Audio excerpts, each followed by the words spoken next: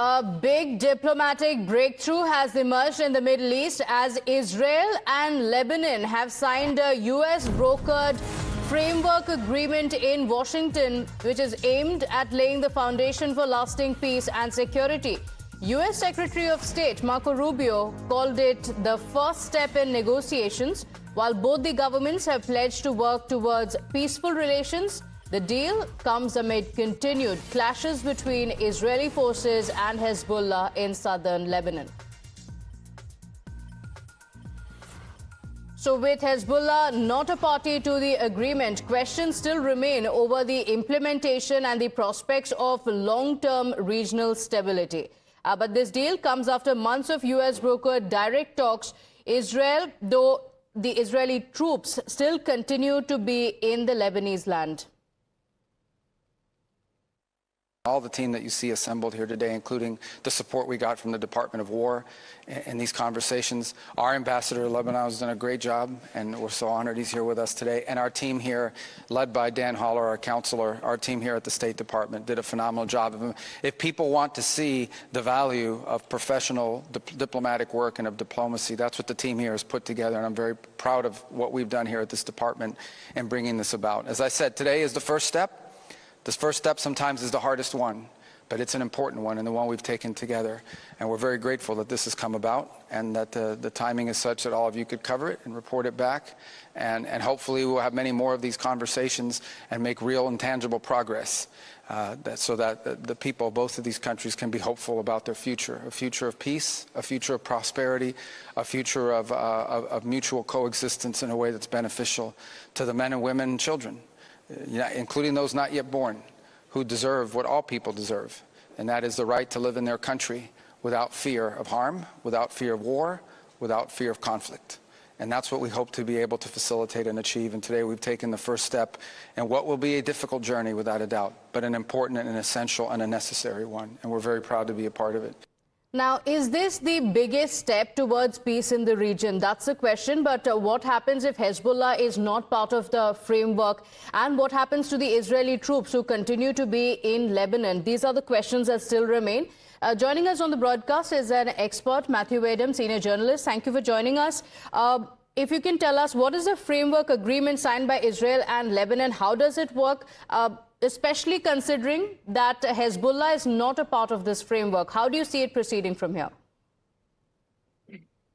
You know, it's difficult to say how it's going to proceed, but I think that it commits Lebanon to police or take action against Hezbollah and to meet certain goals on a timeline of bringing Hezbollah under control. Now, obviously, Hezbollah is not going to be happy about this proposal, and they're not going to go along with it, and they're not a party to this agreement.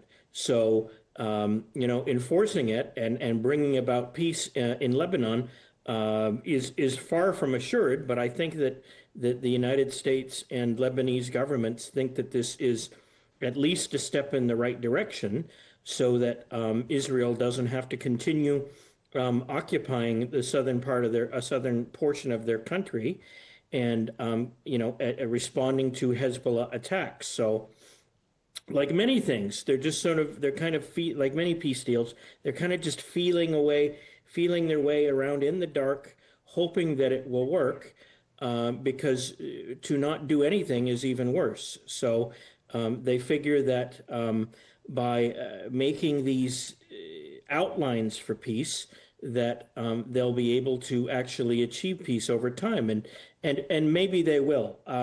It's difficult to say. There have been a lot of these proposals over the years in the Middle East, and you know, they generally don't work, especially when you're dealing with Islamic terrorists like Hezbollah, which is sponsored by the Islamic Republic of Iran. So you know, maybe it will be a positive thing, and maybe it will take some of the pressure off of Israel to have to keep responding to Hezbollah's attacks against them. Okay, in fact, we have breaking updates now coming in of the Israeli Prime Minister Benjamin Netanyahu welcoming the signing of the US-brokered framework agreement between Israel and Lebanon, calling it a big step forward after lengthy negotiations. While both sides have described the deal as a pathway towards lasting peace and enhanced security, Hezbollah remains outside the agreement. And Mr. Matthew, for a long time, even as talks were going on between the United States and Iran, it was agreed that if Lebanon and Israel were a part of these negotiations, it would mean more everlasting peace, more peace in the region. And now that seems to have happened. So the deal needs to be welcomed in a sense that it gives an indication that there is hope of lasting peace in the region, because now you have Israel and Lebanon also coming on board. Right, and it's important because Lebanon has been, in recent years, largely at the mercy of Hezbollah. It has not been able to control them.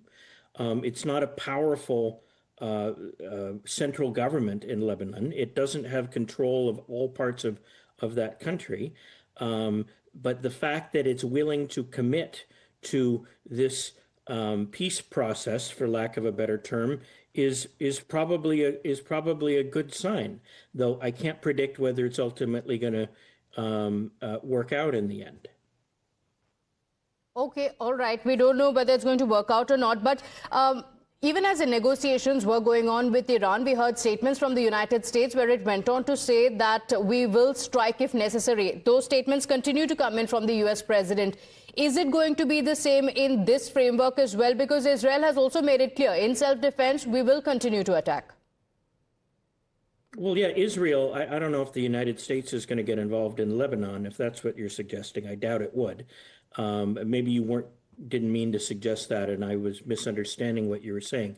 But I think it's very clear Israel is going to continue to defend itself from attacks launched against it by Hezbollah, regardless of pressure from Donald Trump or from, the United States government.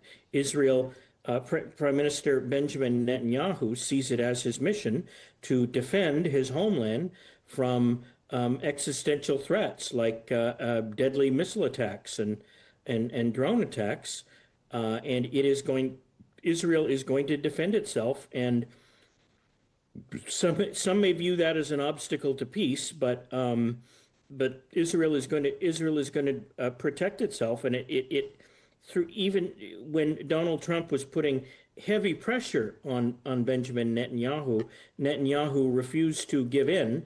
And said that Israel is going to continue to defend itself. So I think they're very committed to Israel is very committed to its own survival, and it's not going to give up the fight. Okay, all right. Do stay with us. In fact, we're told that tensions have resurfaced in the Gulf after the U.S. President Donald Trump accused Iran of violating a recently brokered ceasefire following a reported drone attack in the Strait of Hormuz. In a sharp statement, Trump has claimed that Iranian drones have targeted multiple vessels, with one striking a cargo ship before being intercepted by the U.S. forces. Calling the incident a foolish violation of the agreement, he warned against further escalation even as questions still remain over the truce between the two sides. And Mr. Matthew, does peace in the region now always remain fragile, even if the countries have come on board, even if there are agreements? Will peace in the region always be fragile?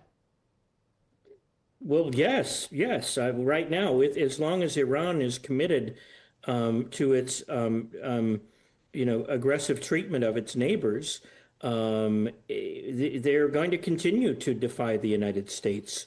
I have always thought that the U.S. Ceasefire was a terrible idea, that they should finish off Iran, but I'm not in charge. So President Trump decided that it's better to have the ceasefire and to watch the Strait of Hormuz get reopened, and for oil and gasoline prices to go down as a result of it. But yeah, Iran has despite some people's sunny optimistic predictions about Iran, or statements about Iran, they remain as committed to aggression and to terrorism as ever before, and they have been consistently defiant throughout the negotiation process for the ceasefire. They're not even. It's not even clear if they're going to abide by the U.S. demand that Iran not charge tolls to fees to vessels such as oil tankers passing through the Strait of Hormuz.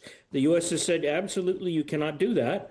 But Iran has said, no, we want to do it. We're working out a deal with Oman to jointly administer the Strait of Hormuz.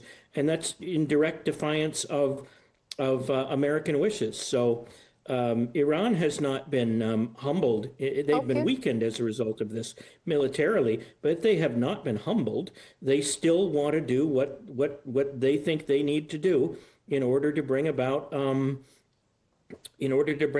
their apocalyptic goals and to keep the dictatorship in power in Tehran. Okay, do stay with us. I also want to ask you on what you think about who actually won the war. But let's get our viewers this update coming in. The U.S. Central Command forces have conducted strikes against Iran as a powerful response to yesterday's attack on a commercial ship that was transitioning the Strait of Hormuz. That's what the U.S. has said. The U.S. aircraft struck Iranian missile and drone storage locations and coastal radar sites after a vessel was hit by Iran. The Singapore-flagged cargo ship was exiting the Strait of Hormuz, and that's when the attack is said to have taken place. And Mr. Matthew, unfortunately, the Strait of Hormuz is very, very critical for the entire world, for the oil supplies across the world, and yet it continues to be in a position where it comes under attack time and again. And we've seen that happen even now, with U.S. saying that it has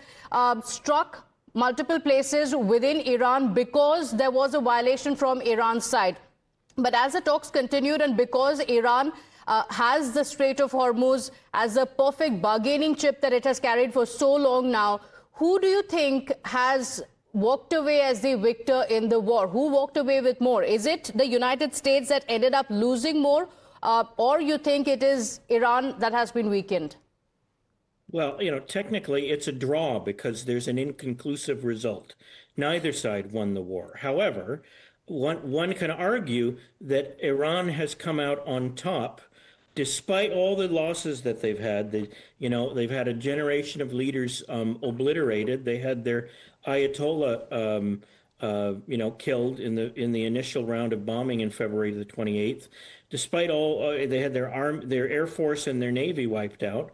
But the fact that they're still existing, means that one could argue, and I don't share this view, but the argument is being made that they won the war, that Iran won the war because they're still standing. And from Iran's perspective, they absolutely did triumph over the United States because they still exist. They are still in power. And, there's that old saying that any day above ground is a good day. So the fact that they are still alive and fighting from the Iranian perspective means that they won. And they certainly have not been acting like humbled, like a humbled, defeated power. They have been acting quite confidently, even arrogantly, in their statements about what they plan to do. It's as if they haven't even acknowledged that they've suffered losses. They're acting as if they're just as powerful as before, and they're going to use this time, unfortunately, that the memorandum of understanding is given them, and let's assume it's not even going to be the final MOU. Okay, it may be extended. Who knows if they're going to get all this done in 60 days? That's a lot to talk about in 60 days, especially with an adversary as slippery as the Iranians. They're going to rearm. They're going to rebuild their military, their military ordnance stockpiles. They're thinking and they're plotting, and they're not giving up. So from the Iranian perspective, they won. I think from the American perspective, it's a draw. Okay, all right. You ask Donald Trump, he'll say that he won. Okay. So Trump was very clear that it will be a very good deal. Only then will the United States agree. I'm not sure if it has worked out like that. Thank you so much for joining us on the broadcast. With that, very quick break. We'll be right back with lots more. Stay with us.